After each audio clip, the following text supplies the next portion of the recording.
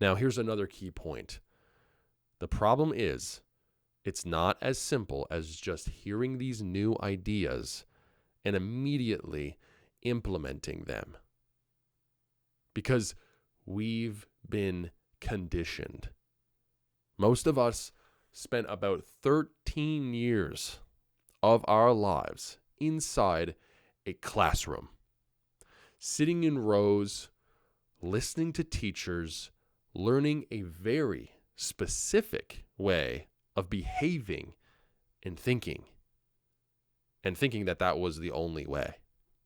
And those teachers were trained in that same way. They were simply passing down the same system they themselves grew up in. So, to reiterate, what we were actually trained to do: don't make mistakes. Do as you're told. Take tests by yourself. Don't cooperate. And remember, there's only one right answer. Now, I repeat that on purpose because those ideas were repeated to you for years.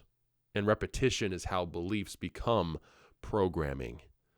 That conditioning doesn't just disappear when you graduate. It follows you into adulthood. Let me reiterate that.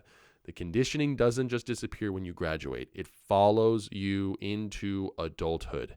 So when people leave school, the only framework they know for how life works is this: go back to school, get more credentials, get a job, work to earn money so you can live. That becomes the entire model for adulthood.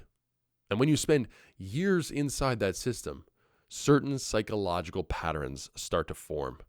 The fear of standing out, fear of making mistakes, dependence on external approval, aversion to risk, difficulty thinking independently, competition instead of cooperation, fear of criticism, over-identifying with productivity, learned passivity, and a very narrow definition of success.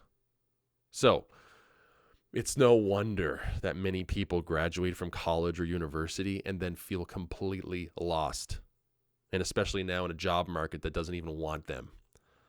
Some struggle to find a job, like for almost a year, even more than a year.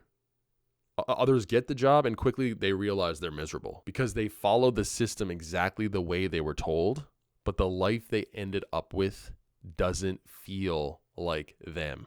And the reason for that is deeper than most people realize. Because inside that system, you were never encouraged to become who you actually are. Instead, you were trained to become a version of yourself that fits this system.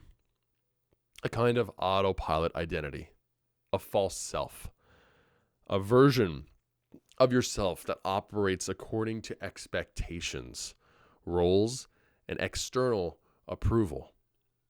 But that's not who you were created to be. Because if you go back far enough, before the conditioning, before the expectations, before the system started shaping how you think, there was a very different version of you. In a sense, that was the version of you that existed even when you were in your mother's womb. Before the world told you who you were supposed to be. Before anyone told you what success meant. That was your true self.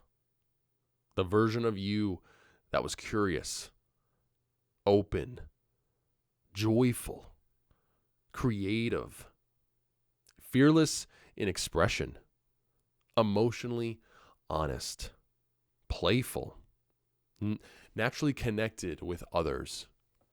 You tried new things simply because they were interesting, not because they were required, not because they were graded, not because someone told you that you had to.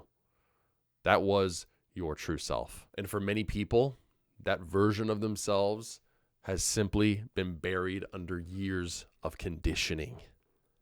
Now, here's a key point. Breaking free from that false identity is not easy. In fact, it can be one of the most uncomfortable experiences a person goes through. Because when you begin questioning the beliefs that shaped your identity, something very powerful begins to happen. Psychology has a name for it. It's called cognitive dissonance.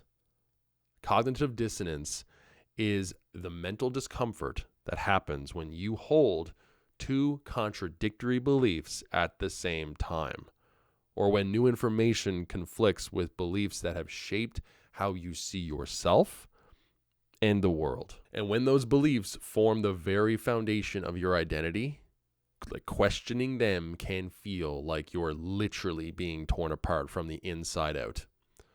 For example, think about the belief we mentioned earlier. If you go to school, study hard, and get good grades, you are guaranteed to succeed in life. That belief is deeply ingrained in most people because parents repeat it, teachers repeat it, society repeats it, generation after generation. But now, imagine questioning that belief. Imagine seriously considering that going to school might not guarantee success. The moment you consider that, the possibility of it, cognitive dissonance begins. Because if that belief were not true, then the entire path you've been holding onto and following your whole life suddenly becomes uncertain. And that uncertainty is deeply uncomfortable. Because the moment you start thinking that way, the people around you may react. Your parents may question you. Your friends may doubt you. Your family may worry about you. Some may even think you are being reckless or unrealistic or even crazy. Because from their perspective, you are challenging the very belief system that shaped their lives. And that creates fear. Fear that you might fail. Fear that you might struggle. Fear that you might end up alone. So the real question becomes this: are you willing to take that leap? Because guess what? Most people aren't. Because most people care deeply about how others see them. They want approval. They want acceptance. They want validation. And that desire for approval is one of the strongest forces keeping people locked inside the system. But this leads us to another realization. If the system is reinforced by external approval, then breaking free from it cannot begin outside of you. It has to begin inside of you. It has to begin inside of you.